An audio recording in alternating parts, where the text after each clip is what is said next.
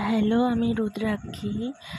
আজকে বাড়িতে আমি নোটে ডাঁটা শাক রান্না করেছি, তো সেটাই তোমাদের সঙ্গে শেয়ার করছি। তো প্রথমে আমি নোটে শাকটাকে ভালো করে কুচিয়ে নিয়েছি, তারপর ভালো করে ধুয়ে নিয়েছি অনেকবার জল পাল্টে পাল্টে। তারপরে কড়াইতে অল্প একটু তেল দিয়েছি, তেলের মধ্যে কালো জিরে ফোড়ন দিয়েছি। কালো জিরেটা দিয়ে একটু নাড়াচাড়া করে দিয়েছি খুন্তি দিয়ে।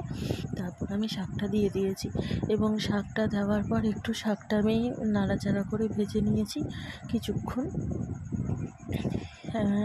তারপর কিছুক্ষণ ভাজা হওয়ার পর তারপরে আমি এটার মধ্যে একটু নুন আর হলুদ দিয়েছি, দিয়ে এবার আরও ভালো করে ভাজবো। এবং দেখো শাকটা থেকে কিন্তু অনেক জল বেরিয়েছে, এই জলটাকে পুরোটাই টানাতে হবে শাক ভাজা করতে করতে।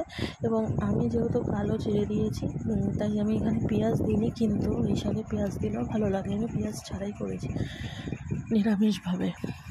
তো নাড়াচাড়া করতে করতে দেখো শাকটা কিন্তু অনেকটাই কমে এসছে এবং এই জলটা এখন অনেকটাই আছে। তো এটা ভালো মতন করে নাড়াচাড়া করতে করতে একদম শুকনো টাইপের হয়ে যাবে। যতক্ষণ না হবে ততক্ষণ ধরে এরকম নাড়াচাড়া করতেই হবে, কিচ্ছু করার নেই। আর শাক ভাজাতে তেল একদমই কম লাগে।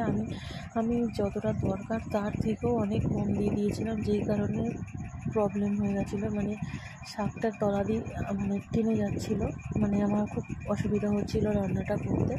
আর আমি একটা জিনিস দিতে ভুলে গিয়েছিলাম শাক নাড়াতে নাড়াতে, সেটা হচ্ছে শুকনো লঙ্কা ফোড়নে। সেই জন্য শাকটা আবার একটু সাইডে সরিয়ে আবার একটু তেল দিয়ে, আর এমনিও তেলটা অনেক কম দিয়েছিলাম সেই জন্য আর একটু দিয়েছি, দিয়ে তাতে একটা শুকনো লঙ্কা ফোড়ন দিয়ে দিয়েছি।